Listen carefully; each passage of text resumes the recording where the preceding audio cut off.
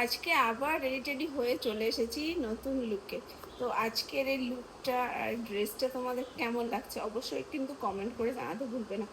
দেখো, আমি এখন রেগুলার ভিডিও বানাবো মনে করে বানাতে পারছি না গো, একদম এত আলসি লাগে, আমি ভিডিও ঠিক করে বানিয়ে উঠতে পারি না। তাও আজকে আবার এসেছি কষ্ট করে রেডি হয়ে তোমার জন্য ভিডিও বানাবো বলে। তো একদম কিন্তু খারাপ হয়েছে ভিডিও বলবে না, বুঝতে পারছো? সবাই বলবে ভীষণ ভালো হয়েছে। তো কি, তো বলো সত্যি সত্যি আজকের এই লুকটা কেমন লাগছে অবশ্যই কমেন্ট করে জানাবে। দেখো, যেটুকু রেডি হয়ে আসি একমাত্র তোমাদের জন্য, তোমাদের ভালোবাসার জন্য একটু রেডি হয়ে আসি, যে তোমরা একটু নতুন লুকে আমাকে দেখার জন্য অপেক্ষা করে থাকো। আর একটু নতুন লুকে না আসলে হয়, সেই জন্য আবার রেডি হয়ে চলে আসি। তো সবাই জানি, সবাই না মানে কিছু মানুষ আছো, কিছু বন্ধুরা আছে যারা রেগুলার আমার কাছ থেকে নতুন নতুন কিছু দেখার জন্য ওয়েট করে থাকো।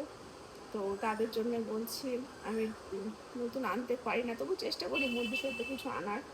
আর যারা চাও না আমি রেগুলার ভিডিও করি, তো তারা প্লিজ তাদের এক্সপেন্সিভ টাইম আমার প্রোফাইলে না দিয়ে প্লিজ আমার প্রোফাইলে স্কিপ করে চলে যাবে, আমার তাতে কোনো প্রবলেম নেই।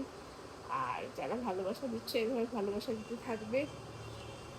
দেখ, এখন সবাই বলে যে আমার ভিডিওগুলো ভালো হয়, মানে সবাই না, আমার জাস্ট ফ্রেন্ডরা বলে ভিডিওগুলো ভীষণ ভালো হয়। আর কিছু কিছু মানুষ আছে বলে আমার ভিডিও দেখলে গা জ্বলে যায়। তো কিছু তো করার নেই, এটা সোশ্যাল মিডিয়া, এখানে তোমাকে ডাউন করেই আরেকজন ওঠার চেষ্টা করবে। তাই এই সব বিষয়ে মাথা না ঢুকিয়ে, নিজেকে ভেঙে না পড়ে, তুমি যেটা করতে চাইছো, তুমি যেটা নিজেকে কমফোর্টেবল ফিল করছো, যেটা তুমি মনের ইচ্ছা, তোমার শখ, তোমার স্বপ্ন, সেটা তুমি এই জন্মে পূরণ করে তবে মানে পরলোক গমন করো, সেটা আমি বলতে চাইছি। কারণ মানুষ তো আছেই বলার জন্য, তোমার সামনে একটা বলবে ভালো বলবে, বা তুমি পেছন ঘুরলে তোমাকে খারাপ বলবে, এটা তো মানুষের ধর্ম। কিন্তু মুখের পরে এসে তুমি যে খারাপ কিছু করছো সেটা কিন্তু কেউ বলবে না। আর আমরা মনে করি চারজন লোক দেখছে, এই সমাজ দেখছে, কে চারজন লোক? কোন চারজন লোক? কোন সমাজ? তুমি একবেলা এক মুঠো না খেয়ে থাকলে ওই চারজন লোক আসবে না তোমাকে খাইয়ে দিতে, ও সমাজও আসবে না তোমাকে দেখতে। তাই সুতরাং চারজন লোকের কথা না চিন্তা করে নিজের কথা ভাবো, নিজের চিন্তা করো।